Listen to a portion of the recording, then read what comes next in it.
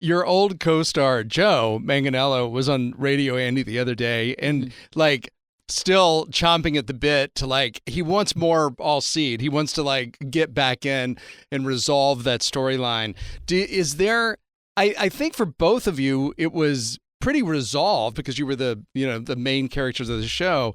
But do you think there's and yet is there anything in there that you ever think, you know what, it could? I know people ask you this all the time, but as far as the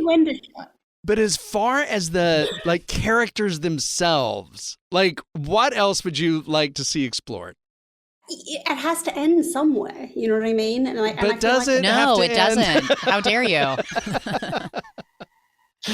I love you. What I would say is, but it does, and I feel like nobody's ever really happy with whatever ends up being the way that, or some people love it and some people don't. I think when you've had a show that sort of became such a, part of the zeitgeist in a way that none of us really were anticipating.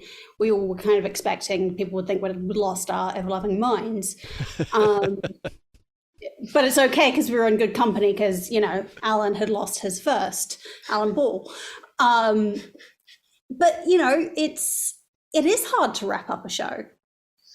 So, but I can see how Joe might feel like it was more for his character. I had read a little bit about that, Jess, and whilst also watching Joe on Deal or No Deal Island, which I'm obsessed with, and but I had seen that Joe was talking about that. I think Joe, there were a couple of things that happened in the wrapping up of the show where characters didn't get to resolve their ending in a way that, but because it's really shocking for an audience. One of the things that we didn't do on the show very often was kill off the kind of lead cast, and so knowing that you're doing the end of the season, getting to do that in a way where the audience gets shocked. Look at how Brian Cox reacted to being killed off in Succession. Yeah. Right? He was gutted. He didn't want to be lost. He went on a whole satellite tour talking about how he didn't feel like his character should have died when he did. By the way, it's called Succession. It was like, somebody's got to succeed at some point. It was kind of amazing that they managed to keep him for that long. Let's face it. Well, that's true too. Yeah.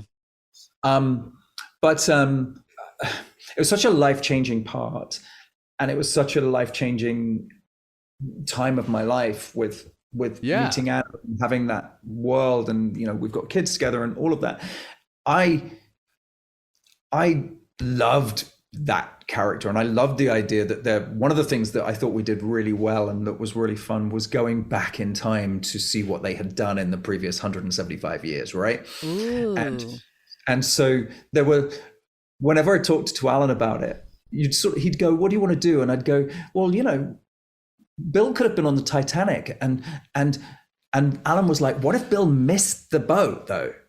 What was he doing instead of being on the Titanic?" Right? There's just, Alan has got such a sort of left kind of angle at things. He always wanted to be where the action wasn't, So I thought that there was always great opportunity to sort of like tell historical stories. He's brilliant, because he doesn't approach things from the conventional way. Yeah. Which I love. I didn't have any kind of problem with the way it wrapped up. I just want more of it. Yeah. We just miss it. Just miss it. I just want to be AI'd and CGI'd back to how I was when I was 37. You still look exactly the same. That's what the beauty of it. Yes. So do you.